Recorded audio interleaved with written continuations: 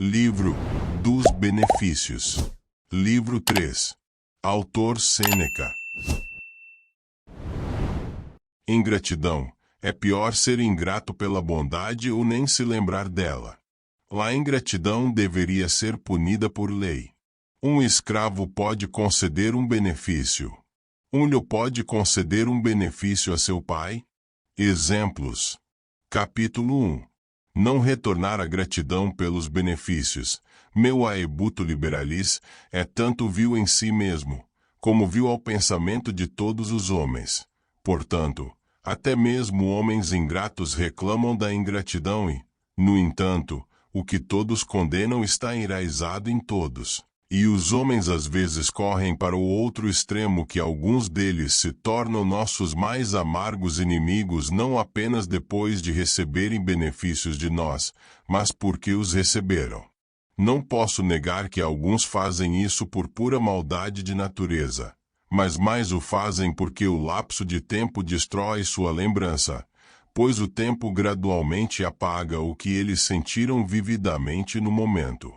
Lembro-me de ter discutido com você sobre essa classe de pessoas, a quem você queria chamar de esquecida, em vez de ingrata, como se aquilo que fazia um homem ser ingrato fosse uma desculpa para ele ser, ou como se isso acontecesse a um homem o impedisse de ser ingrato, quando sabemos que isso só acontece com homens ingratos. Há muitas classes de ingratos, como a de ladrões ou homicidas, todos com a mesma culpa, embora haja uma grande variedade em suas diversas formas. O homem é ingrato. Quem nega ter recebido um benefício? Quem nega que não o recebeu? Quem não o devolve? O homem mais ingrato de todos é aquele que esquece. Os outros, embora não o paguem, sentem sua dívida e possuem alguns traços de valor, embora obstruídos por sua má consciência. Eles podem, por alguns meios e em algum momento, ser levados a mostrar sua gratidão, se, por exemplo, forem feridos pela vergonha, se conceberem alguma nobre ambição, como ocasionalmente se levanta até mesmo nos peitos dos ímpios, se alguma oportunidade fácil de fazer isso se oferece. Mas o homem de quem toda lembrança do benefício já se foi, nunca se tornará grato. Qual dos dois você chama de pior, aquele que é ingrato pela bondade, ou aquele que nem se lembra disso? Os olhos que temem olhar para a luz estão doentes, mas aqueles que não podem vê-la são cegos. É impiedade leal não amar os pais, mas não os reconhecer é loucura. Capítulo 2. Quem é tão ingrato como aquele que tão completamente deixou de lado e rejeitou aquilo que deveria estar na linha de frente de sua mente e sempre diante dele, que ele não lembra mais? É claro que, se o esquecimento de um benefício acontecer a um homem, ele não tinha pensado muitas vezes em reembolsá-lo. Em resumo, o pagamento requer gratidão, tempo, oportunidade e ajuda da fortuna, enquanto que quem se lembra de um benefício é grato por isso, e isso também sem despesas. Como a gratidão não exige trabalho, riqueza ou boa fortuna, aquele que falha em apresentá-la não tem desculpa para se abrigar, pois aquele que coloca um benefício tão longe que está fora de sua vista, nunca poderia ter sido grato por isso. Assim como aquelas ferramentas que são mantidas em uso, e tocadas diariamente pela mão, nunca correm o risco de enferrujar, enquanto aquelas que não são trazidas diante de nossos olhos, e como se fossem supérfluas, não sendo requeridas para uso comum, coletam ferrugem pelo mero lapso de tempo. Assim também o que nossos pensamentos frequentemente revolvem e renovam nunca passa de nossa memória, que só perde aquelas coisas para as quais raramente direciona seus olhos. Capítulo 3. Além disso, há outras causas que às vezes apagam os maiores serviços de nossas mentes.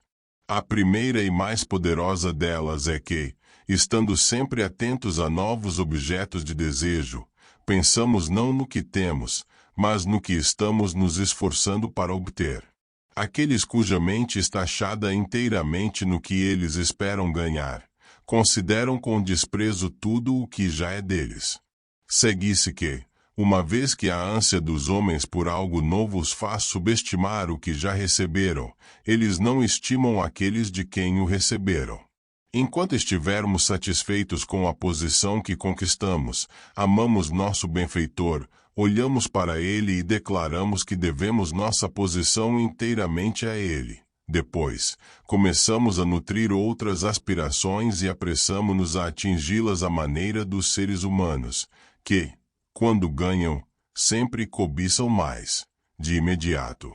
Tudo o que costumávamos considerar como benefícios escapa de nossa memória, e não consideramos mais as vantagens que desfrutamos sobre os outros, mas apenas a prosperidade insolente daqueles que nos superaram. Agora ninguém pode ao mesmo tempo ser invejoso e agradecido, porque aqueles que são invejosos são lúgubres e tristes, enquanto os gratos são alegres. Em segundo lugar, uma vez que nenhum de nós pensa em nenhum momento a não ser no presente, e poucos voltam seus pensamentos para o passado, resulta que esquecemos nossos professores e todos os benefícios que obtivemos deles, porque deixamos totalmente a nossa infância para trás. Assim, tudo o que foi feito por nós em nossa juventude perece sem ser lembrado, porque nossa própria juventude nunca é revista. O que tem sido considerado por todos, não apenas como passado, mas como desaparecido, e pela mesma razão, nossa memória é fraca para o que está prestes a acontecer no futuro. Capítulo 4. Aqui devo fazer Epicuro a justiça para dizer que ele constantemente reclama de nossa ingratidão pelos benefícios passados, porque não podemos trazer de volta, ou contar entre nossos prazeres presentes, aquelas coisas boas que recebemos há muito tempo, embora nenhum prazer possa ser mais inegável do que aqueles que não podem ser tirados de nós. O bem presente ainda não está completamente completo, um pouco de azar pode interrompê-lo. O futuro está em suspenso e incerto, mas o que é passado é colocado em segurança. Como pode alguém sentir gratidão pelos benefícios, se ele pular durante toda a sua vida inteiramente absorto no presente e no futuro? É a lembrança que faz dos homens gratos, e quanto mais os homens desejam, menos eles se lembram. Capítulo 5. Da mesma forma, meus liberalis, como algumas coisas permanecem em nossa memória assim que são aprendidas, enquanto aprendemos outras, não é suficiente tê-las aprendido, pois nosso conhecimento escapa de nós a menos que seja mantido. Eu aludo à geometria e à astronomia, e outras ciências que são difíceis de lembrar por causa de sua complexidade. Então a grandeza de alguns benefícios impede que sejam esquecidas, enquanto outros, individualmente menores, embora em muito mais número, e concedidos em momentos diferentes, passam de nossas mentes, porque, como armei acima, não pensamos constantemente neles e não reconhecemos de bom grado o quanto devemos a cada um de nossos benfeitores. Ouça as palavras daqueles que pedem favores. Não há nenhum deles que não declare que sua lembrança será eterna, que não se comprometem a ser seu servo e escravo devotado, nem encontrará, se puder, alguma expressão ainda maior de humildade com a qual empenhar.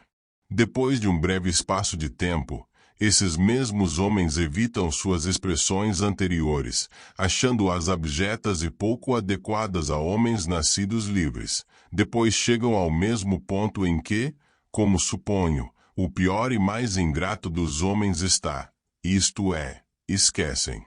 Tampouco o esquecimento desculpa a ingratidão, que até mesmo a lembrança de um benefício pode nos deixar ingratos. Capítulo 6. A questão foi levantada: se esse vício mais odioso deve ficar impune, e se a lei comumente usada nas escolas, pela qual podemos proceder contra um homem por ingratidão, deve ser adotada também pelo Estado, já que todos os homens concordam que é justo. Por que não, pode-se dizer, vendo que até as cidades lançam nos dentes umas das outras os serviços que realizaram entre si, e exigem dos filhos que retornem os benefícios conferidos a seus pais. Por outro lado, nossos ancestrais, que eram homens admiráveis, exigiam apenas de seus inimigos, e ambos davam e perdiam seus benefícios com magnanimidade. Com exceção da Macedônia, nenhuma nação jamais estabeleceu uma ação legal para a ingratidão. E este é um argumento forte contra se estabelecer, porque todos concordam em condenar o crime, homicídio, envenenamento, parricídio e sacrilégio são vistos com penas diferentes em diferentes países, mas em todo lugar com alguma penalidade, enquanto esse vício mais comum não é punido em nenhum lugar, embora seja culpado em toda parte.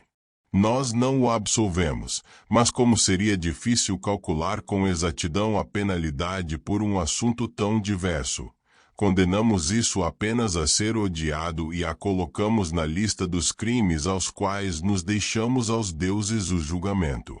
Capítulo 7.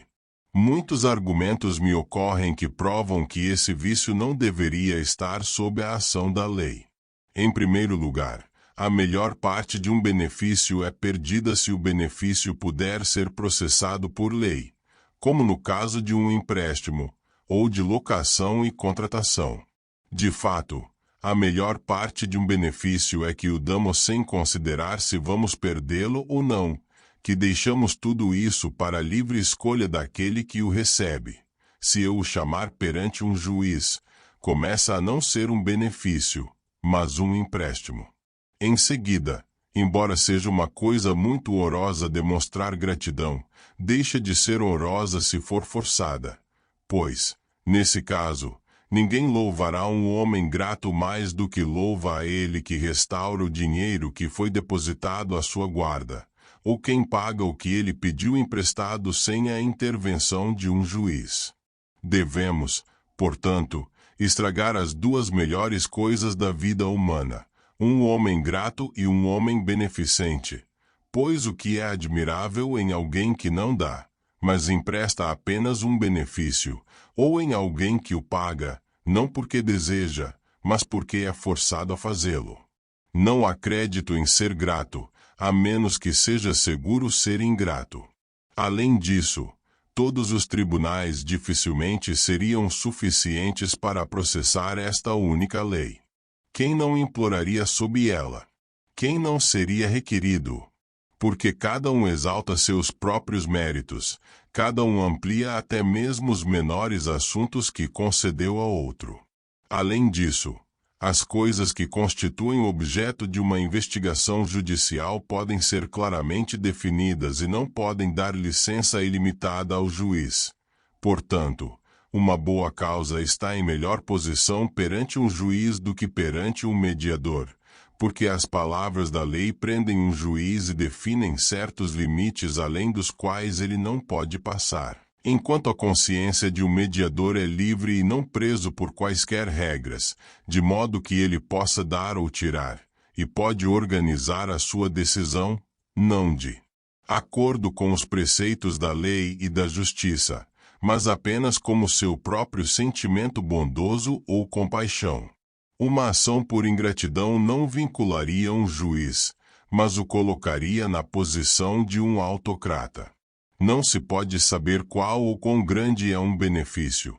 Tudo o que seria realmente importante seria quão indulgente o juiz pudesse interpretá-lo. Nenhuma lei define uma pessoa ingrata. Na verdade, com frequência, alguém que paga o que recebeu é ingrato e quem não a devolve é grato. Mesmo um juiz sem prática pode dar seu voto em alguns assuntos. Por exemplo, quando a coisa a ser determinada é se algo foi ou não feito, quando uma disputa é encerrada pelas partes que dão títulos escritos, ou quando a liberação de contas é decidida entre os disputantes.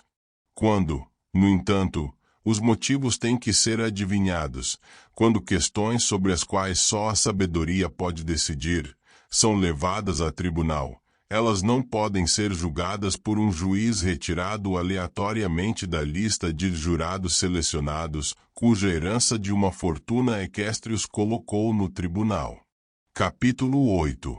A ingratidão, portanto, não é apenas matéria imprópria para ser levada à justiça, mas nenhum juiz pode ser considerado apto para julgá-la, e isso você não ficará surpreso se você examinar as dificuldades de qualquer um que deve tentar processar um homem sob tal acusação.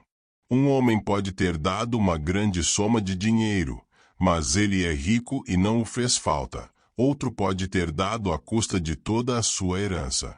A soma dada é a mesma em cada caso, mas o benefício conferido não é o mesmo. Adicione outro exemplo. Suponha que, para resgatar um devedor da escravidão, um homem pagou dinheiro de seus próprios meios privados, enquanto outro homem pagou a mesma quantia, mas teve que pedir emprestado ou contrair dívida por isso, e permitir que ele recebesse uma grande obrigação para com alguém. Você classificaria igualmente o homem que tão facilmente concede seu benefício com aquele que foi obrigado a receber um benefício antes que ele pudesse doar. Alguns benefícios são ótimos, não por causa de sua quantidade, mas por causa do tempo em que são concedidos. É um benefício dar uma propriedade cuja fertilidade pode reduzir o preço do milho, e é um benefício dar um pedaço de pão em tempo de fome. É um benefício dar províncias através das quais vêm vastos rios navegáveis, e é um benefício, quando os homens estão ressecados com sede, e dificilmente conseguem respirar por suas gargantas secas, lhes mostrar uma fonte de água. Quem vai comparar esses casos uns com os outros, ou pesar um contra o outro? É difícil decidir quando não é a coisa dada, mas seu significado, que deve ser considerado, embora o que é dado seja o mesmo, ainda que seja dado em circunstâncias diferentes, tem um valor diferente. Um homem pode ter me concedido um benefício, mas sem querer, ele pode ter reclamado de tê-lo dado. Ele pode ter me olhado com mais arrogância do que ele costumava fazer. Ele pode ter sido tão lento em dar, que ele teria me feito um serviço maior se tivesse prontamente recusado. Como um juiz poderia estimar o valor dessas coisas, quando palavras, hesitações ou aparências podem destruir toda a reivindicação de gratidão? Capítulo 9. O que, mais uma vez, ele poderia fazer, visto que algumas coisas são chamadas de benefícios porque são indevidamente cobiçadas, enquanto outras não são benefícios, de acordo com essa avaliação comum, mas ainda são de maior valor, embora não tão vistosas. Você chama isso de benefício fazer com que um homem seja adotado como membro de uma cidade poderosa, para incluí-lo entre os cavaleiros ou para defender alguém que está sendo julgado por sua vida. O que você diz dele que dá conselhos úteis? Daquele que lhe retém quando você se apressaria em crime? Daquele que golpeia a espada das mãos do suicida? Daquele que, com seu poder de consolo, traz de volta aos deveres da vida aquele que mergulha na dor e deseja seguir aqueles que perdeu? Daquele que se senta à beira do leito do enfermo e que, quando a saúde e a recuperação dependem de aproveitar o momento certo, administra a comida no devido tempo, estimula as veias enfraquecidas pelo vinho ou chama o médico ao moribundo? Quem pode estimar o valor de tais serviços como estes? Quem pode nos oferecer pesos diferentes a benefícios uns com os outros? Eu lhe dei uma casa, diz um deles. Sim, mas eu lhe avisei que sua própria casa cairia sobre sua cabeça. Eu lhe dei uma propriedade, diz ele. É verdade, mas eu dei uma tábua para você quando naufragou. Eu lutei por você e recebi feridas por você, diz outro. Mas eu salvei sua vida mantendo silêncio. Como um benefício é dado e devolvido de maneira diferente por pessoas diferentes, é difícil equilibrá-lo. Capítulo 10. Além disso, Nenhum dia é designado para o pagamento de um benefício, como há para o dinheiro emprestado. Consequentemente, aquele que ainda não pagou um benefício pode fazê-lo no futuro. Diga-me, por favor, em que tempo um homem deve ser declarado ingrato? Os maiores benefícios não podem ser provados por evidências. Muitas vezes eles se escondem na consciência silenciosa de dois homens apenas. Devemos introduzir a regra de não conceder benefícios sem testemunhas. Em seguida, que punição devemos nomear para os ingratos? Existe uma só para todos, embora os benefícios que eles receberam sejam diferentes. Ou a pena deve ser variável, maior ou menor de acordo com o benefício que cada um recebeu. Nossas avaliações estão restritas a multas pecuniárias. O que devemos fazer, visto que, em alguns casos, o benefício conferido é a vida e coisas mais preciosas do que a vida? Que punição deve ser atribuída à ingratidão por isso? Uma menor que o benefício. Isso seria injusto. Uma igual a ele. Morte. O que poderia ser mais desumano do que causar benefícios que resultem em crueldade? Capítulo 11. Pode-se argumentar: os pais têm certos privilégios, estes são considerados como isentos da ação das regras ordinárias, e assim também deve ser o caso com outras pessoas benescentes. Não. A humanidade atribuiu uma peculiar santidade à posição dos pais, porque é vantajoso que crianças sejam criadas, e as pessoas têm que ser seduzidas a se submeterem à labuta de fazê-lo, já que experiência é duvidosa. Não se pode dizer a eles, como se faz com os outros que concedem benefícios: escolha o homem a quem você dá, você só deve culpar a si mesmo for enganado, ajude os merecedores. Ao criar-lhes, nada depende do julgamento daqueles que os criam, é uma questão de esperança. Portanto, para que as pessoas estejam mais dispostas a embarcar nessa loteria, é certo que lhes seja dada uma certa autoridade. E como é útil que os jovens sejam governados, colocamos seus pais na posição de magistrados domésticos, sob cuja tutela suas vidas podem ser governadas. Além disso, a posição dos pais difere da de outros benfeitores, pois o fato de terem beneficiado a seus e não cá no caminho de sua doação agora e no futuro, e também, não há temor de que falsamente armem que deram. Com os outros, é preciso indagar não apenas se receberam, mas se deram, mas as boas ações dos pais são colocadas além da dúvida. Em segundo lugar, um benefício concedido pelos pais é o mesmo para todos e pode ser contado de uma vez por todas, enquanto os outros que eles concedem são de vários tipos, diferentemente de um para outro, diferindo um do outro pelos intervalos mais amplos possíveis. Eles podem, portanto, não se submeter a nenhuma regra regular, pois seria mais justo deixar todos sem recompensa do que dar a mesma recompensa a todos. Capítulo 12. Alguns benefícios custam muito para os doadores, alguns são de muito valor para os receptores, mas custam nada aos doadores. Alguns são concedidos a amigos, outros a estranhos. Agora, embora o que é dado seja o mesmo, torna-se mais quando é dado àquele com quem você está começando a se familiarizar pelos benefícios que anteriormente os conferiram. Um homem pode nos dar ajuda, outro distinções, um terceiro consolo. Você pode encontrar alguém que não acha nada mais agradável ou mais importante do que ter alguém para salvá-lo da aição. Você pode voltar a encontrar alguém que preferiria ser colocado em um cargo excelente do que em segurança, enquanto alguns se consideram mais endividados aqueles que salvam suas vidas do que aqueles que salvam sua honra.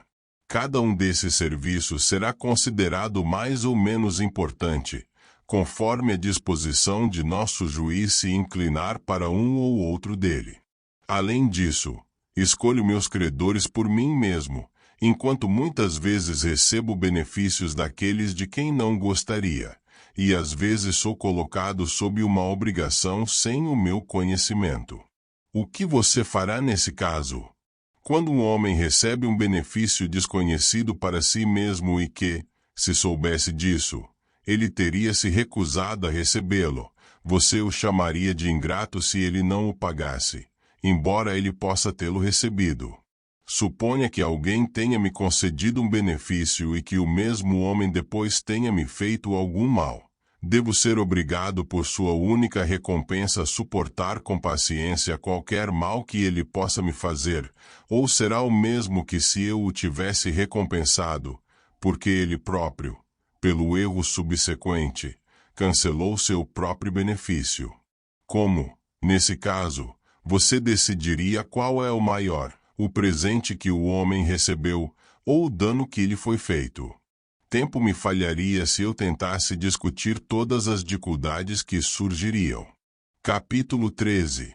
Pode-se argumentar que nós tornamos os homens menos dispostos a conceder benefícios por não apoiar a reivindicação daqueles por gratidão, e por não punir aqueles que os repudiam.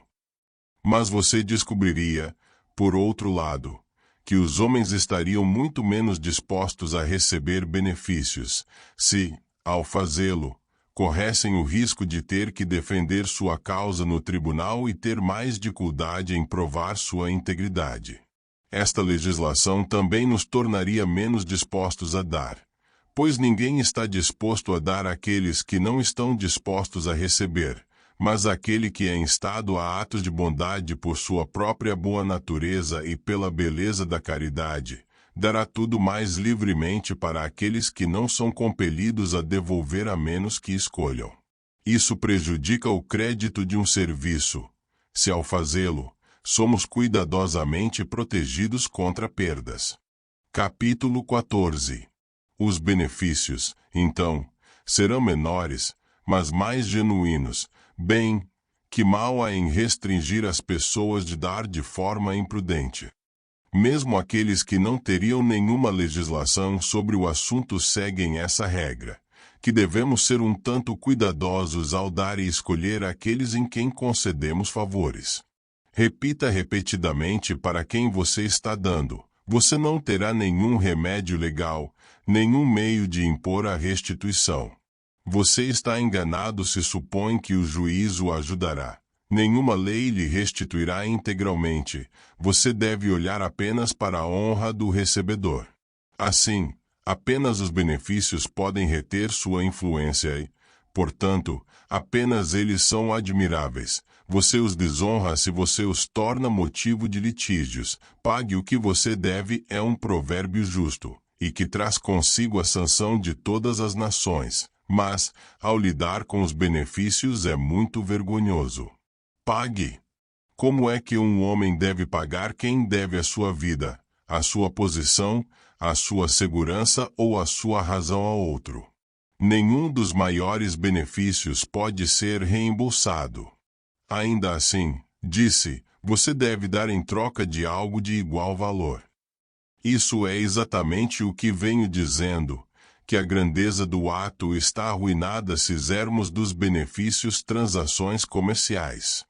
Não devemos nos encorajar na avareza, no descontentamento ou nas brigas. A mente humana é propensa a isso por natureza. Até onde pudermos, vamos controlá-la e cortar as oportunidades para as quais isso surja. Capítulo 15. Será que poderíamos, de fato, persuadir os homens a receberem de volta dinheiro que eles emprestaram apenas daqueles devedores que estão dispostos a pagar? Como seria se nenhum contrato vinculasse o comprador ao vendedor e que seus interesses não fossem protegidos por convênios e acordos selados, mas sim por honra e senso de justiça? No entanto, os homens preferem o que é necessário ao que é realmente melhor, e preferem forçar seus credores a manterem a fé do que conar que farão isso.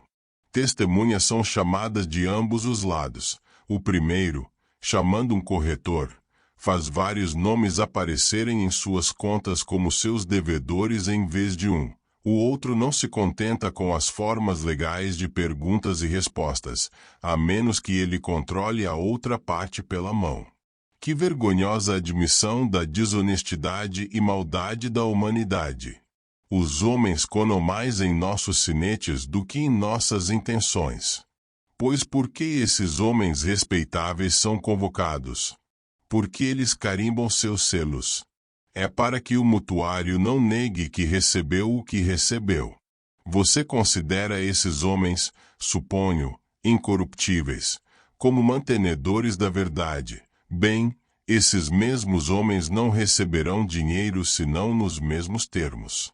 Não seria, então, mais honroso ser enganado por alguns do que suspeitar de todos os homens de desonestidade? Para preencher a taça da avareza, falta apenas uma coisa, que não devemos conceder nenhum benefício sem garantia.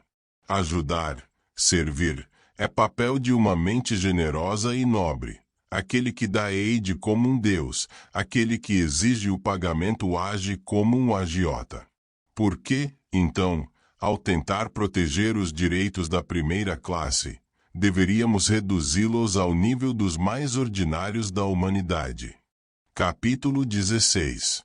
Mais homens, argumenta o nosso oponente, serão ingratos, se não houver remédio legal contra a ingratidão. Não, menos, porque então os benefícios serão concedidos com mais discriminação. Em segundo lugar, não é aconselhável que seja conhecido publicamente quantos homens ingratos existem, pois o número de pecadores acabará com a desgraça do pecado e uma reprovação que se aplica a todos os homens deixará de ser desonrosa. Tem alguma mulher vergonha de ser divorciada? Agora que algumas senhoras nobres calculam os anos de suas vidas, não pelo número de cônsules 21, mas pelo número de seus maridos, agora que deixam suas casas para se casarem com outros e se casam apenas para se divorciar. O divórcio só era temido pois era incomum. Agora que nenhum jornal oficial aparece sem ele, as mulheres aprendem a fazer o que tanto ouvem. Pode alguém se sentir envergonhado de adultério, agora que as coisas chegaram a tal ponto que nenhuma mulher mantém o marido, a menos que seja para irritar seu amante? A castidade implica meramente feiura. Onde você encontrará qualquer mulher tão abjeta, tão repulsiva, a ponto de ficar satisfeita com um único par de amantes, sem ter um diferente para cada hora do dia? Nem o dia é longo o suficiente para todos eles, a menos que ela passe o dia nos terrenos de um, e passe a noite com outro. Uma mulher é desmazelada e antiquada se não sabe que o adultério com um amante é apelidado de casamento. Assim como toda vergonha desses vícios desapareceu desde que o próprio vício se tornou tão difundido. Se você fizesse os ingratos começarem a contar seus próprios números, ambos os tornariam mais numerosos e permitiriam que fossem ingratos com maior impunidade. Capítulo 17. E então, o ingrato não ficará impune. O que, então, eu respondo, devemos punir os submissos, os malvados, os avarentos, os obstinados e os cruéis. Você imagina que essas coisas que são odiadas não são punidas, ou você acha que qualquer punição seria maior do que o ódio de todos os homens? É um castigo não ousar receber um benefício de ninguém, não ousar dar, ser, ou imaginar que você é um alvo para todos os olhos dos homens, e perder toda a apreciação de um assunto tão excelente e agradável. Você chama um homem infeliz que perdeu a visão, ou cuja audição foi prejudicada pela doença, e você não chama de desgraçado quem perdeu o poder de sentir benefícios. Ele teme os deuses, testemunhas de toda a ingratidão. Ele é torturado pelo pensamento do benefício que ele mal aplicou. Em suma, ele é sucintemente punido por essa grande penalidade, que, como eu disse antes, ele não pode desfrutar dos frutos deste ato mais delicioso. Por outro lado, Aquele que sente prazer em receber um benefício goza de uma felicidade invariável e contínua, que ele deduz da consideração, não da coisa dada, mas da intenção do doador. Um benefício dá alegria perpétua a um homem grato, mas agrada um ingrato apenas por um momento. As vidas de tais homens podem ser comparadas, visto que a pessoa é triste e sombria. Como é natural que um negador de suas dívidas e um defraudador deva ser, um homem que não dá a seus pais, suas enfermeiras ou seus professores a honra que lhes é devida, enquanto o outro é alegre, feliz, atento a uma oportunidade de provar sua gratidão e obter muito prazer desse próprio estado de espírito. Tal homem não tem desejo de falir, mas apenas de fazer o mais completo e copioso retorno por benefícios, e não apenas para pais e amigos, mas também para pessoas mais humildes, pois mesmo que ele receba um benefício de seu próprio escravo, ele não considera de quem ele o recebe, mas que ele recebe. Capítulo 18. Tem sido, no entanto, colocado em dúvida por Hecaton e alguns outros escritores se um escravo pode conceder um benefício ao seu mestre. Alguns distinguem entre benefícios, deveres e serviços, chamando essas coisas benefícios que são concedidos por um estranho, isto é, por alguém que poderia descontinuá-los sem consequências, enquanto os deveres são desempenhados por nossos ios, nossas esposas e aqueles a quem o relacionamento impele e ordena a nos ajudar. E, em terceiro lugar, os serviços são realizados por escravos, cuja posição é tal que nada que eles façam para seu mestre pode dar-lhes qualquer reivindicação sobre ele. Lacuna no texto original. Além disso, aquele que arma que um escravo às vezes não confere um benefício ao seu senhor é ignorante dos direitos do homem, pois a questão é, não qual a posição vida do doador pode estar, mas quais são suas intenções. O caminho da virtude não está fechado para ninguém, está aberto a todos, admite e convida a todos, sejam eles homens nascidos livres, escravos ou libertos, reis ou livros. Não requer qualificações de família ou de propriedade, está satisfeita com um simples homem. Em que deveríamos, de fato, ter que conar para defesa contra infortúnios repentinos, o que poderia uma mente nobre prometer a si mesma para manter-se inabalável, se a virtude pudesse ser perdida junto com a prosperidade? Se um escravo não pode conferir um benefício ao seu senhor, então nenhum súdito pode conferir um benefício ao seu rei, e nenhum soldado ao seu general. Enquanto o homem estiver sujeito à autoridade suprema, a forma de autoridade não pode fazer diferença. Se a força principal, ou o medo da morte e da tortura, pode impedir que um escravo ganhe qualquer título à gratidão de seu mestre, eles também impedirão que os súditos de um rei, ou os soldados de um general, as mesmas coisas acontecem a qualquer uma dessas classes de homens, embora sob nomes diferentes. No entanto, os homens concedem benefícios a seus reis e generais. Portanto, os escravos podem conceder benefícios aos seus mestres.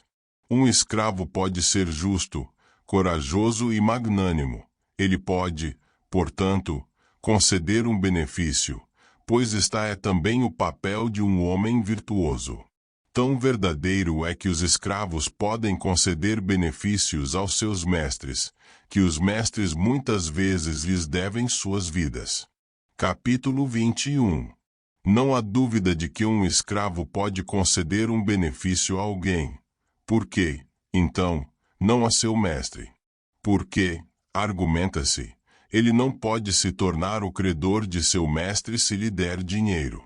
Se não for assim, ele coloca seu mestre diariamente sob uma obrigação para ele. Ele o assiste quando em uma viagem, ele o cuida quando doente, ele trabalha muito laboriosamente no cultivo de seu estado, mas todos estes, que seriam chamados de benefícios se feitos por nós por qualquer outra pessoa, são meramente chamados de serviço quando feitos por um escravo. Um benefício é aquele que alguém concede a quem tem a opção de retê-lo. Agora um escravo não tem poder para recusar, de modo que ele não nos oferece sua ajuda, mas obedece nossas ordens e não pode se gabar de ter feito o que não podia deixar de fazer. Mesmo sob estas condições eu vencerei o dia e colocarei um escravo em tais posições, pois para muitos propósitos ele está livre. Enquanto isso, diga-me, se eu lhe der um exemplo de um escravo lutando pela segurança de seu mestre sem se importar consigo mesmo, perfurado por feridas, ainda assim gastando as últimas gotas de seu sangue, e ganhando tempo para seu mestre escapar pelo sacrifício de sua vida, você dirá que este homem não deu um benefício ao seu mestre porque ele era um escravo. Se eu der um exemplo de alguém que não poderia ser subornado a trair os segredos de seu mestre por qualquer oferta de um tirano, que não estivesse aterrorizado por nenhuma ameaça, nem dominado por nenhuma tortura, mas que, até onde fosse capaz, colocou seus torturadores atrás de um caminho errado e pagou por sua lealdade com sua vida. Você dirá que este homem não conferiu um benefício ao seu senhor porque ele era um escravo. Considere, em vez disso, se um exemplo de virtude em um escravo não é tanto maior porque é mais raro do que em homens livres, e se não é ainda mais gratificante que, embora ser escravizado seja odioso, e toda submissão à autoridade é penosa, por mais que seja desagradável, em alguns casos particulares. O amor por um mestre tem sido mais poderoso do que a antipatia geral dos homens pela escravidão. Um benefício, portanto, não deixa de ser um benefício porque é concedido por um escravo, mas é ainda maior por causa disso, porque nem mesmo a escravidão poderia impedi-lo de outorgá-lo. Capítulo 20. É um erro imaginar que a escravidão permeia todo o ser de um homem. A melhor parte dele está isenta disso. O corpo está realmente sujeito e sob o poder de um mestre, mas a mente é independente.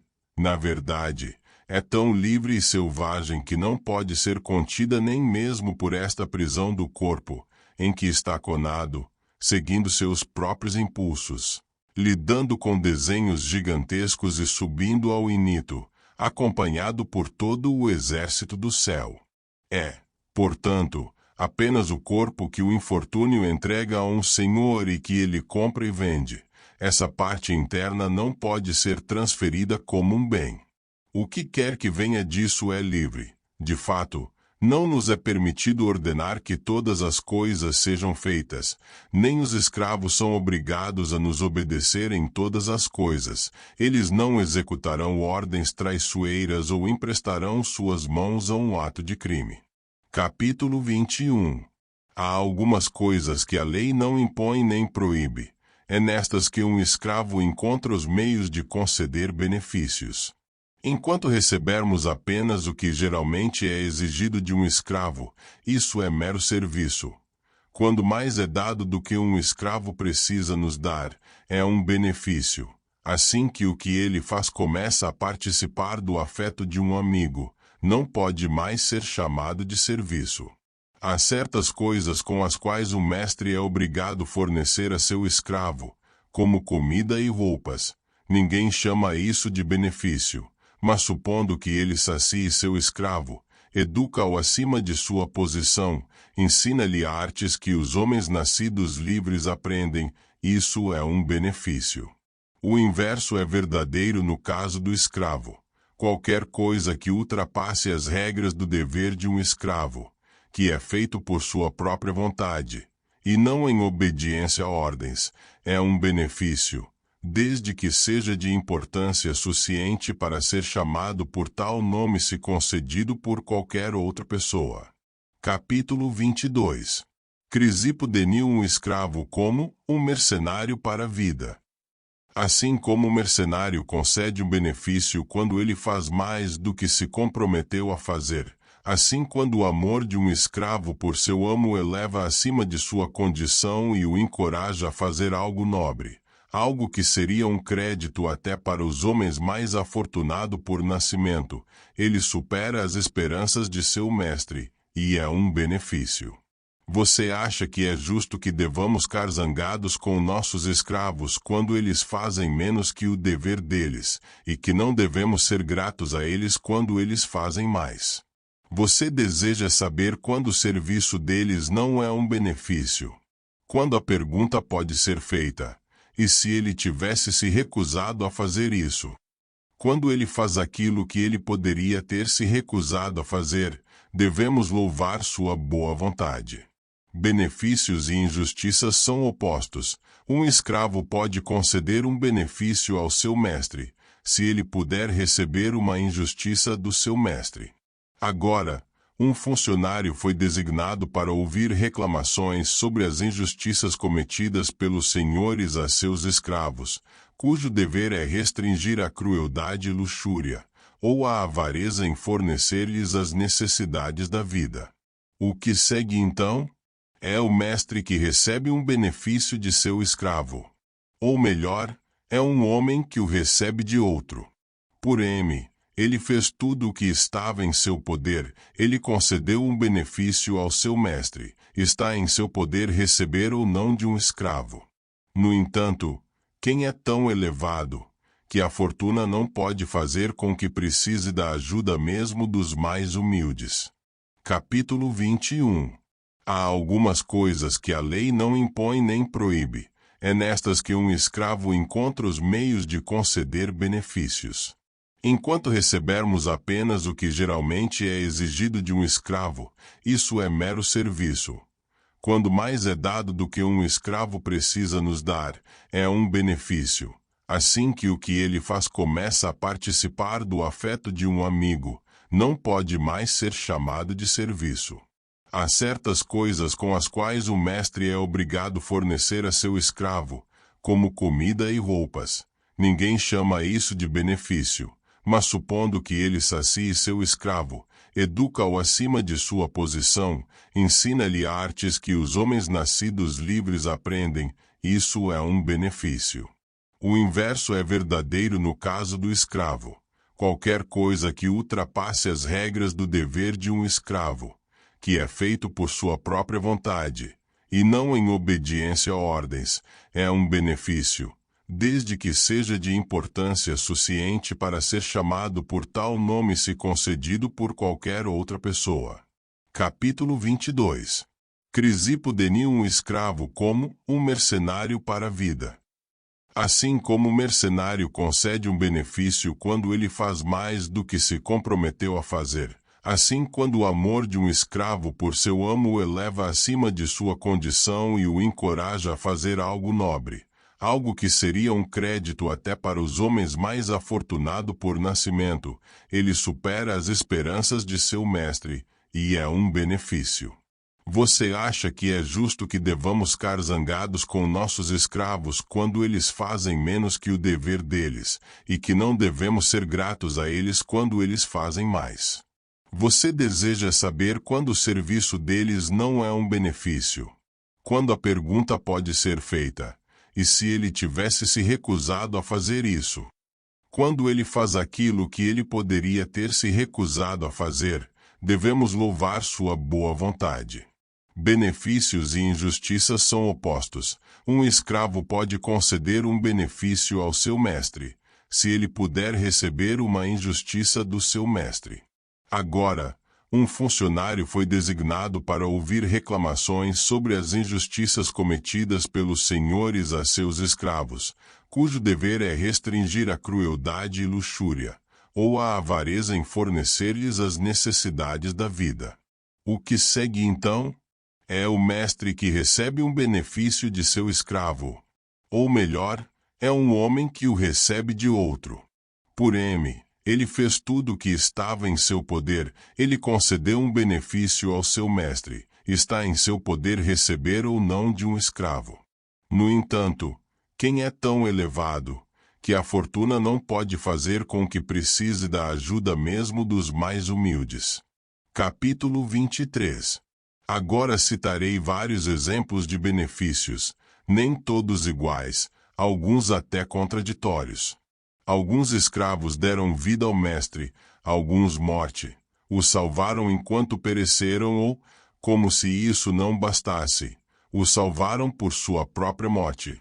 Outros ajudaram seu mestre a morrer, alguns salvaram sua vida por estratagema. Cláudio Quadrigario nos conta no 18º livro de seus Anais que, quando Grumento estava sendo cercada e reduzida ao máximo, 2 escravos desertaram para o inimigo e prestaram valioso serviço. Mais tarde, quando a cidade foi tomada, e os vencedores correram descontroladamente em todas as direções, eles correram antes de todos os outros pelas ruas, que eles bem conheciam, até a casa em que haviam sido escravos, e levaram sua senhora. Quando lhes perguntaram quem ela seria, responderam que ela era sua senhora e a mais cruel, e que estavam levando-a para castigo. Levaram-na para fora das muralhas e a esconderam com o maior cuidado até a luta acabar.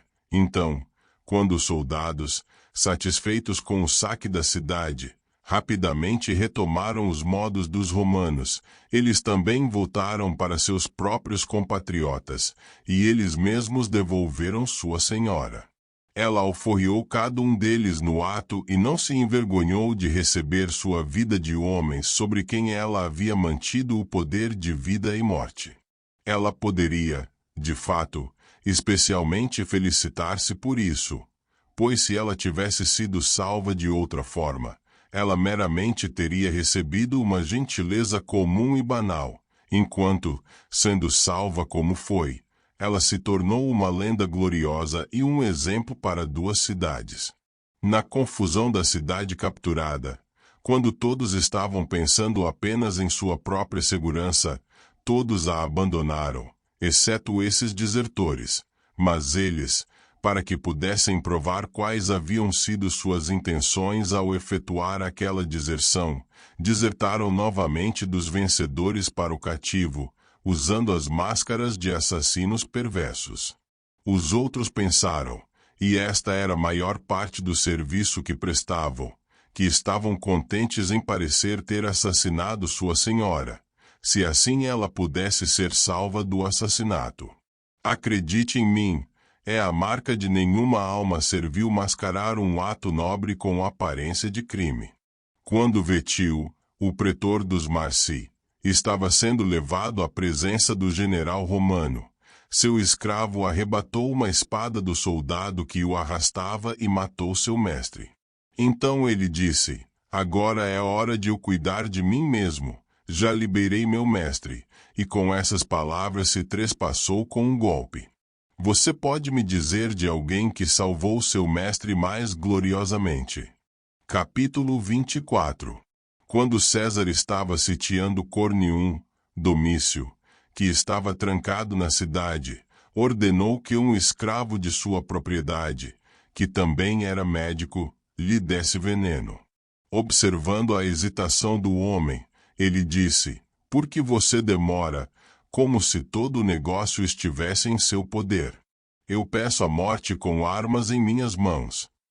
Então o escravo assentiu e deu-lhe uma droga inofensiva para beber. Quando Domício dormiu depois de beber, o escravo foi até o leito do mestre e disse, dê ordens para que eu seja mantido sob custódia até que você veja com o resultado se eu dei a seu pai veneno ou não. Domício viveu e César poupou sua vida, mas seu escravo a salvou antes. Capítulo 25.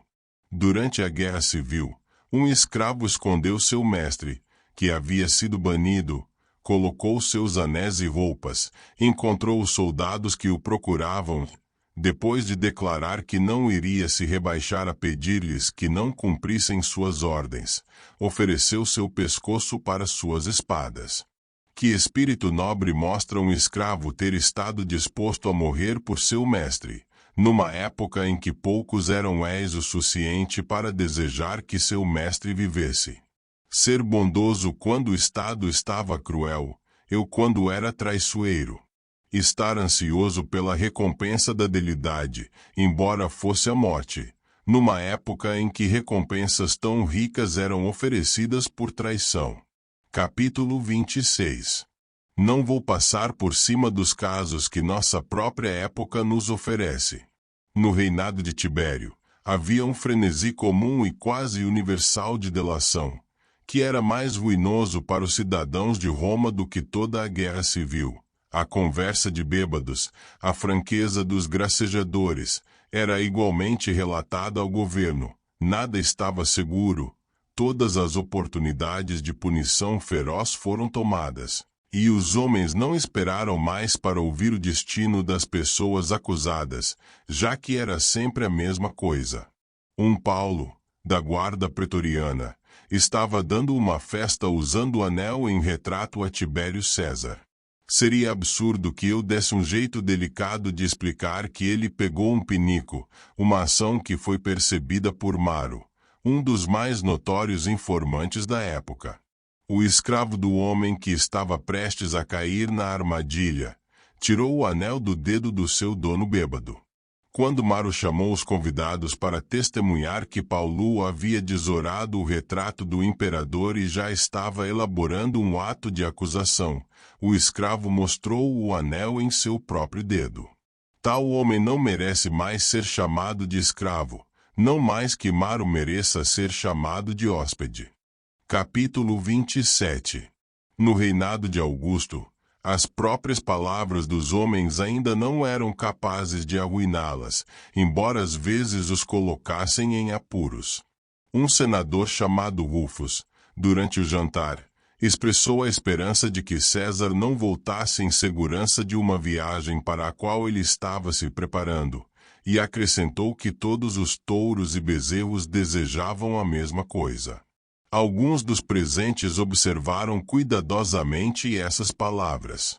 Ao romper do dia, o escravo quicou a seus pés durante o jantar, contou-lhe o que ele havia dito em embebedeira e insistiu para que ele fosse o primeiro a ir a César e se denunciasse. Rufo seguiu esse conselho. Encontrou-se com César quando ia ao fórum e, jurando que estava louco no dia anterior, rezou para que o que ele dissera caísse sobre a sua própria cabeça e a de seus ios.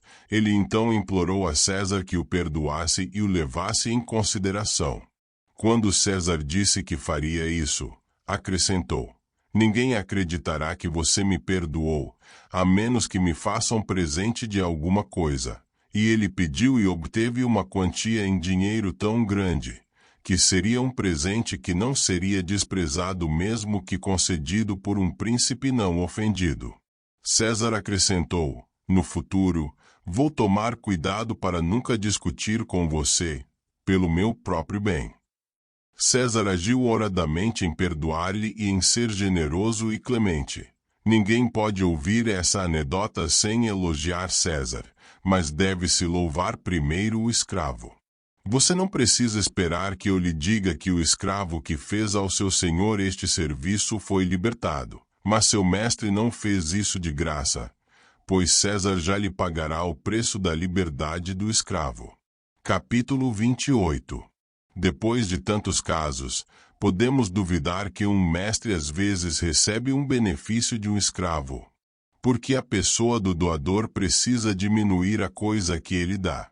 Porque o presente não deveria ser acrescentado à glória do doador.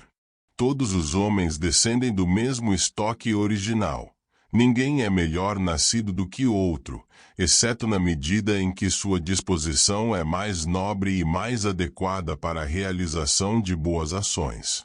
Aqueles que exibem retratos de seus ancestrais em seus salões, e montam na entrada de suas casas o pedigree de sua família prolongado, com muitos ramos colaterais complicados, não são exibicionistas em vez de nobres? O universo é o Pai único de todos, não importa se eles traçam a sua descendência a partir desta fonte primária ou através de uma linha gloriosa ou média de ancestrais. Não seja enganado quando homens que estão avaliando sua genealogia, onde quer que um nome ilustre esteja faltando, impingem-se um Deus em seu lugar. Você não precisa desprezar ninguém, mesmo que ele tenha um nome comum e deva pouco à fortuna. Se os seus antepassados imediatos eram libertos, escravos ou estrangeiros, use seus espíritos corajosamente e salte sobre quaisquer desgraças intervenientes de seu pedigree. Na sua origem, uma origem nobre espera por você. Porque nosso orgulho deve nos inar a tal ponto que pensamos que está abaixo de nós receber benefícios de escravos, e pensar apenas em sua posição, esquecendo suas boas ações. Você, o escravo da luxúria, da gula, de uma prostituta, ou melhor, que é propriedade conjunta de prostitutas, pode chamar qualquer outra pessoa de escrava. Chama um homem de escravo. Ora, por que você está sendo levado por aqueles portadores que carregam sua liteira? Onde estão esses homens com suas elegantes capas de aparência militar carregando você? Não é para a porta de algum porteiro ou para os jardins de alguém que nem tem um escritório subordinado. E então você, que considera a saudação do escravo de outro homem como um benefício, declara que não pode receber um benefício do seu próprio escravo. Que inconsistência é essa? Ao mesmo tempo em que despreza e bajula os escravos dos outros, você é altivo e violento em casa, ao passo que fora de casa você é manso e desprezado tanto quanto despreza seus escravos, pois ninguém se abaixa mais do que aqueles que se dão à vaidade de maneira inconcebível, nem estão mais preparados para pisar nos outros do que aqueles que aprenderam a oferecer insultos por tê-los suportado. Capítulo 29. Achei que era meu dever dizer isso, a de esmagar a arrogância de homens que estão à mercê da fortuna e reivindicar o direito de conceder um benefício para os escravos, a de poder reivindicá-lo também para os ios. Surge a pergunta: se as crianças podem conceder maiores benefícios aos pais do que aqueles que receberam deles. É garantido que muitos ios se tornam maiores e mais poderosos que seus pais, e também que eles são homens melhores. Se isso for verdade, eles podem dar melhores presentes a seus pais do que receberam deles, vendo que sua fortuna e sua boa natureza são maiores do que a de seu pai. O que quer que um pai receba de seu ilho, nosso oponente insistirá, deve ser em qualquer caso ser resto do que o ilho recebeu dele, porque o ilho deve ao pai o próprio poder de dar. Portanto, o pai nunca pode ser superado na concessão de benefícios, porque o benefício que ultrapassa o seu é realmente dele. Eu respondo que algumas coisas derivam sua primeira origem de outras, mas são maiores que as outras, e uma coisa pode ser maior do que aquela da qual se originou, embora sem que isso pudesse começar, nunca poderia ter crescido tanto. Todas as coisas excedem grandemente seus inícios. Sementes são as causas de todas as coisas, e ainda assim são a menor parte das coisas que elas produzem. Olhe para o Reno, o Eufrates ou quaisquer dos outros rios famosos. Quão pequenos eles são, se você os vê somente no lugar de onde eles nascem. Eles ganham tudo o que os torna terríveis e renomados enquanto o em. Olhe para as árvores que são mais altas se você considerar a altura delas, e a mais ampla se você observar a espessura delas e a extensão de seus galhos. Comparado com tudo isso, quão pequena parte deles está contida nas brasnas da raiz.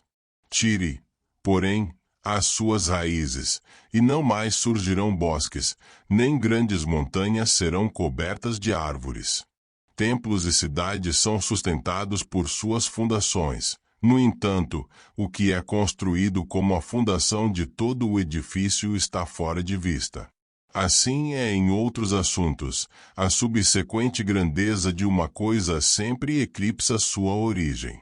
Eu nunca poderia ter obtido nada sem antes ter recebido a bênção da existência de meus pais. Contudo, disso não decorre que tudo o que obtenho é menor do que aquele sem o qual não consegui obtê-lo. Se a minha babá não tivesse me alimentado quando eu era criança, Não teria podido conduzir nenhum desses empreendimentos que agora realizo, tanto com a cabeça como com a mão. Nem jamais teria obtido a fama que é devido aos meus trabalhos tanto em paz quanto em guerra. Por acaso, você argumentaria que os serviços de uma babá foram mais valiosos do que os empreendimentos mais importantes?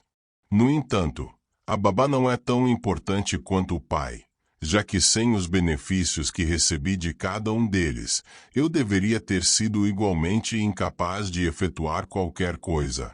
Se eu devo tudo o que agora posso fazer ao meu começo original, não posso considerar meu pai ou meu avô como sendo esse começo original. Sempre haverá uma fonte mais atrás, da qual a primavera seguinte é derivada. No entanto, ninguém vai argumentar que devo mais a antepassados desconhecidos e esquecidos do que a meu pai, embora realmente eu lhes devo mais, se devo aos meus antepassados meu pai que me gerou. Capítulo 30. O que quer que eu tenha concedido a meu pai, diz meu oponente, por maior que seja, ainda assim é menos valioso do que meu pai me outorgou, porque se ele não tivesse me gerado, nunca teria existido. Por este modo de raciocínio, se um homem curou meu pai quando doente, eu não poderei dar nada sobre ele equivalente ao que eu recebi dele, porque se meu pai não tivesse sido curado, ele não poderia ter me gerado. No entanto, pense se não é mais próximo da verdade considerar tudo o que posso fazer e tudo o que como meu, devido aos meus próprios poderes e à minha própria vontade. Considere que o fato do meu nascimento é em si mesmo. Você verá que é uma questão pequena, cujo resultado é duvidoso e que pode levar igualmente ao bem ou ao mal. Sem dúvida, é o primeiro passo para tudo, mas porque é o primeiro, não é mais importante do que todos os outros. Suponhamos que salvei a vida de meu pai. Levantei-o para as mais altas honrarias e zedei dele o principal homem de sua cidade, que não apenas usei ilustre por meus próprios atos, mas também dei a ele mesmo a oportunidade de realizar grandes obras, façanhas, que são ao mesmo tempo importantes, fáceis e seguras, bem como gloriosas, que eu o carreguei de compromissos, riqueza e tudo o que atrai a mente dos homens. Ainda assim, mesmo quando supero todos os outros, sou inferior a ele. Agora, se você disser, você deve a seu pai o poder de fazer tudo isso, responderei, é bem verdade. Se fazer tudo isso é necessário apenas nascer, mas se a vida é meramente um fator sem importância na arte de viver bem, e se você me concedeu apenas aquilo que eu tenho em comum com os animais selvagens e algumas das mais inferiores das criaturas, não reivindique por si mesmo o que não surgiu por causa dos benefícios que você concedeu, mesmo que não pudesse ter surgido sem eles. Capítulo 31. Suponha, pai, que eu salvei a sua vida, em troca da vida que recebi de você. Nesse caso também eu superei o seu benefício, porque dei vida a quem entende o que eu usei e porque entendi o que eu estava fazendo, desde que eu lhe dei sua vida não por causa de, ou por meio de meu próprio prazer, pois assim como é menos temível morrer antes que alguém tenha tempo de temer a morte, também é muito melhor preservar a vida do que recebê-la. Eu dei vida a alguém que desfrutará imediatamente, você deu-a.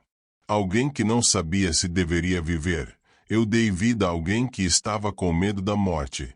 Seu dom de vida meramente me permite morrer. Eu lhe dei uma vida completa, perfeita. Você me gerou sem inteligência, um fardo para os outros. Você deseja saber a que distância de um benefício foi dar vida sob tais condições. Você deveria ter me exposto quando criança, pois você me fez mal ao me gerar. O que eu ganho com isso? Que o sexo entre pai e mãe é o menor dos benefícios para o Lhon, a menos que, além disso, este princípio de bondade seja seguido por outros e formado por outros serviços. Não é bom viver, mas viver bem. Mas, diz você, eu vivo bem. É verdade, mas eu poderia ter vivido mal, de modo que sua parte em mim é apenas isso, que eu vivo. Se você reivindica mérito para si mesmo por me dar a mera vida, nu e desamparado, e se vangloria disso como um grande benefício, reita que isso que você merece por me dar é um benefício que eu tenho em comum com moscas e vermes. Em segundo lugar, se eu disser não mais do que isso, eu me apliquei a atividades oradas e guiei o curso da minha vida pelo caminho da retidão, então você recebeu mais do seu benefício do que você deu. Pois você me deu a mim ignorante e iletrado, e eu retornei a você um como você gostaria de ter gerado. Capítulo 32. Meu pai me apoiou.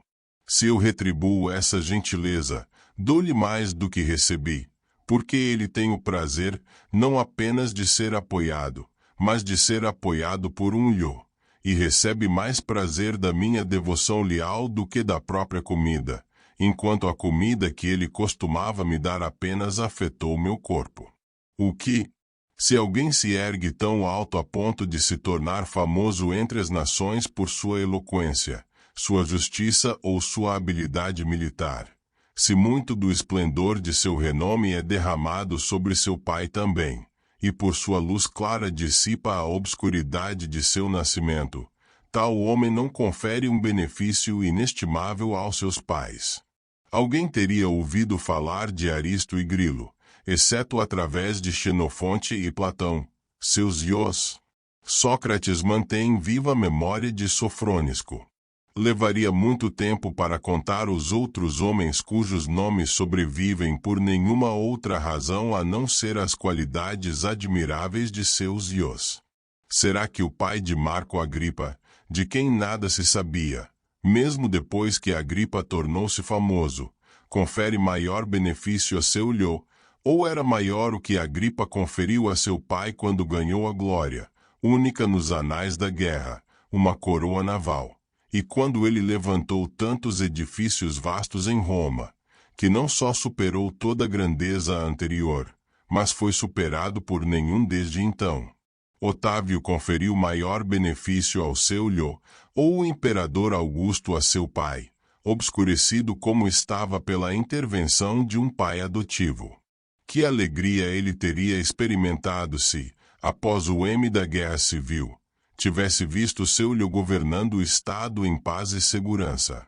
Ele não teria reconhecido o bem que ele próprio concedeu, e dificilmente teria acreditado, quando ele olhou para si mesmo, que um homem tão grande poderia ter nascido em sua casa. Por que eu deveria continuar a falar de outros que seriam agora esquecidos, se a glória de seus iós não os tivesse levantado da obscuridade, e os mantido na luz até o dia de hoje? Em segundo lugar, como não estamos considerando que o iô pode ter dado ao pai maiores benefícios do que recebeu dele, mas se um iô pode devolver maiores benefícios, mesmo se os exemplos que eu citei não forem suficientes, e tais benefícios não superarem os benefícios concedidos pelos pais, se nenhuma época tiver produzido um exemplo real, ainda não é da natureza das coisas impossíveis. Embora nenhum ato solitário possa superar os merecimentos de um pai, muitos desses atos combinados por um iô podem fazê-lo. Capítulo 33. Cipião, com menos de 17 anos de idade, cavalgou entre os inimigos em batalha e salvou a vida de seu pai. Não foi suficiente que, para alcançar seu pai, desprezasse tantos perigos que pressionavam com mais força os maiores generais, que ele, um novato em sua primeira batalha, atravessou tantos obstáculos, sob os corpos de tão muitos soldados veteranos, e mostrou força e coragem além de seus anos. Adicione a isso, que ele também defendeu seu pai no tribunal, e salvou-o de uma conspiração de seus inimigos poderosos, que ele amontoou sobre ele um segundo e um terceiro consulado e outros postos que foram cobiçados até mesmo por cônsules, que quando seu pai estava pobre ele concedeu-lhe a pilhagem que tomou por licença militar, e que ele o fez rico com os despojos do inimigo. que é a maior honra de um soldado.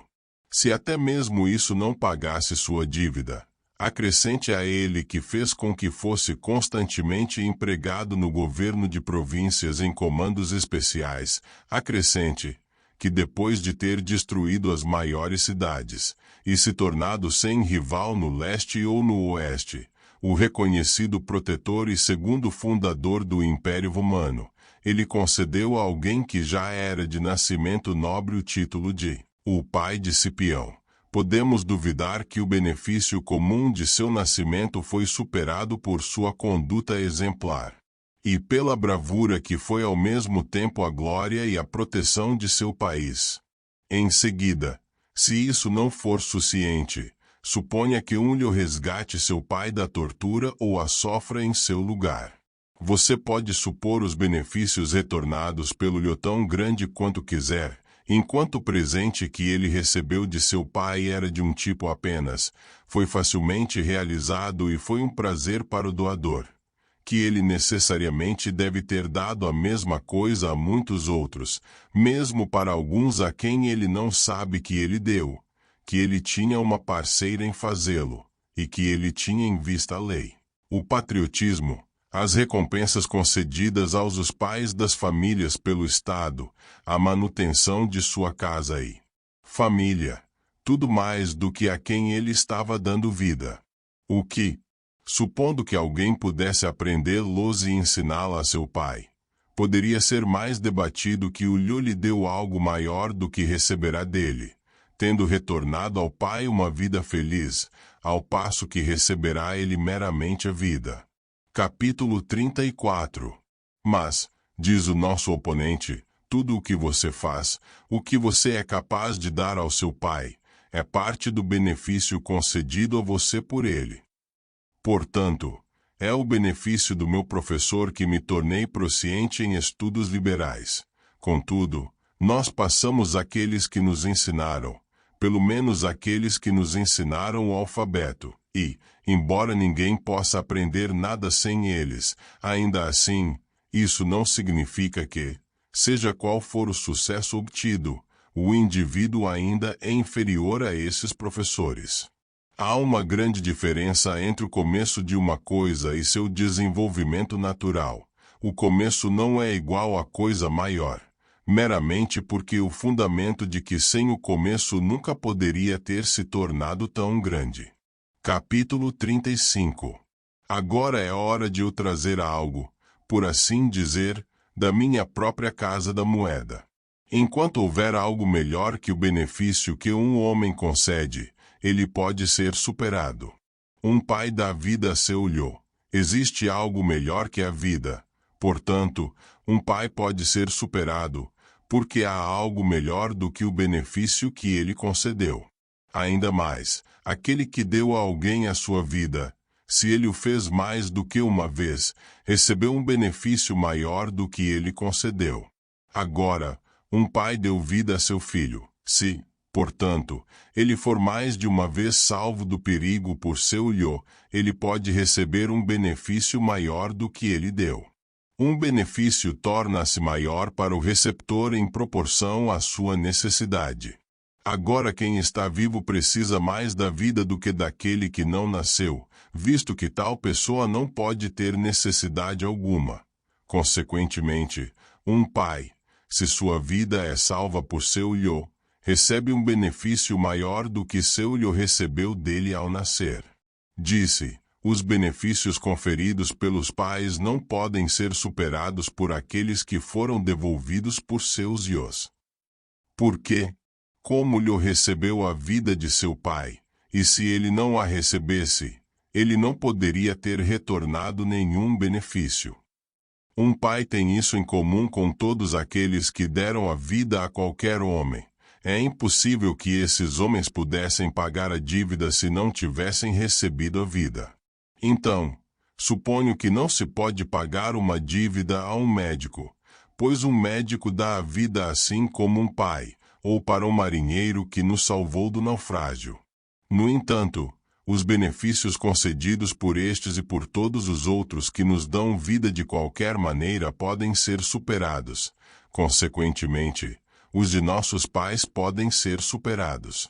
Se alguém me der um benefício que requeira a ajuda de benefícios de muitas outras pessoas, enquanto eu lhe dou o que não requer ninguém para ajudá-lo, dei mais do que recebi. Agora um pai deu a seu filho uma vida que, sem muitos acessórios para preservá-la, pereceria. Enquanto o lhe se dá vida a seu pai, lhe dá uma vida que não requer assistência para torná-la duradoura. Portanto, o pai que recebe a vida de seu filho recebe um benefício maior do que ele próprio concedeu a seu filho. Capítulo 36. Estas considerações não destroem o respeito devido aos pais, nem fazem com que seus filhos se comportem pior, mas sim melhor. Pois a virtude é naturalmente ambiciosa e deseja superar aqueles que a precederam. A piedade leal ficará ainda mais ansiosa se, ao devolver os benefícios de um pai, puder superá-los. Nem isso será contra a vontade ou o prazer do pai, já que em muitos concursos é nossa vantagem ser superado. Como esse concurso se torna tão desejável? Como é a felicidade dos pais confessar-se superados pelos benefícios concedidos por seus filhos. A menos que decidamos o assunto assim, damos às crianças uma desculpa, e as deixamos menos ansiosas em pagar suas dívidas, ao passo que devemos estimulá-las, dizendo: jovem nobre, preste atenção a isso. Você está convidado a disputar luta honrosa entre pais e filhos, quanto a qual parte recebe mais do que tem dado. Seus pais não necessariamente ganharam o dia porque eles são os primeiros no jogo. Apenas tome coragem, como convém a você, e não desista da disputa. Você vencerá se quiser. Nesta guerra horrorosa não terá falta de líderes que o encorajem a realizar atos como o seu, e siga seus passos em um caminho pelo qual a vitória tem muitas vezes sido conquistada pelos pais. Capítulo 37. Enéas ganhou de seu pai em fazer o bem, pois ele mesmo fora apenas um fardo leve e seguro para ele quando criança. Mas mesmo assim ele suportou seu pai. Quando pesado com a idade, no meio das linhas do inimigo e a queda da cidade ao seu redor, ainda que o velho devoto, que trazia as imagens sagradas e os deuses da casa em suas mãos, o pressionassem com mais do que seu próprio peso. Não obstante, o que a piedade leal não pode realizar. Enéas levou a salvo pela cidade em chamas e colocou-o em segurança, para ser adorado como um dos fundadores do Império Romano. Aqueles jovens sicilianos superaram seus pais quem o salvou quando o Etna, despertado por uma fúria incomum, derramou fogo sobre cidades e campos ao longo de uma grande parte da ilha. Acredita-se que os incêndios se separaram e que as chamas se retiraram de ambos os lados, de modo a deixar uma passagem para esses jovens passarem, que certamente mereciam realizar sua ousada tarefa em segurança. Antígono superou seu pai quando, depois de ter conquistado o inimigo em uma grande batalha, transferiu os frutos para ele e entregou-lhe o império de Chipre.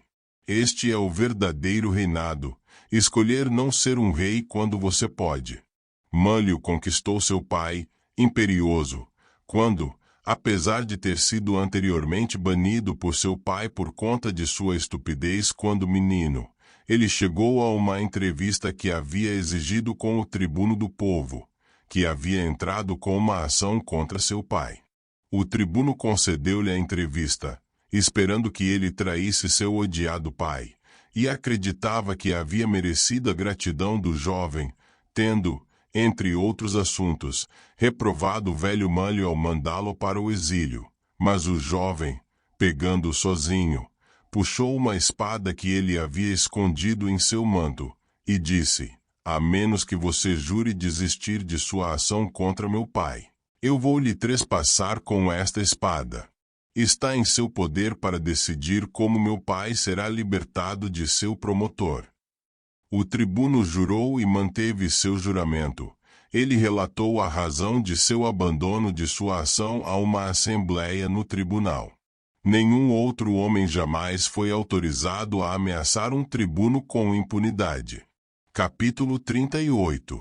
Acaso sem número de homens que salvaram seus pais do perigo, os elevaram da mais baixa para a mais alta posição, e, tirando-os da massa sem nome das classes mais baixas, deram a eles um nome glorioso em todas as eras. Sem força de expressão, pode-se dizer corretamente como é desejável, admirável, como nunca pode ser apagado da memória humana, ser capaz de dizer: eu obedeci aos meus pais, dei a eles. Eu era submisso à autoridade deles, fosse justa, injusta e dura. O único ponto em que eu resistia a eles era não ser superado por eles em benefícios concedidos. Continue esta luta, eu lhe imploro, e ainda que cansado, volte a formar suas leiras. Felizes são aqueles que conquistam, felizes são aqueles que são conquistados.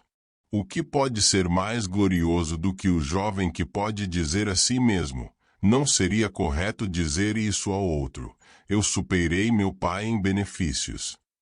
O que é mais afortunado do que aquele velho que declara em toda parte a todos que ele foi superado por seu-lho? Parabéns por chegar até o final deste audiolivro. Nós gostaríamos que você compartilhasse o seu saber conosco, escrevendo nos comentários do vídeo sobre os assuntos abordados no livro, para podermos debater ideias, insights e sugestões. Se você gostou do livro, deixe seu like e inscreva-se no nosso canal para não perder nenhum audiolivro. Obrigado por fazer parte da nossa comunidade.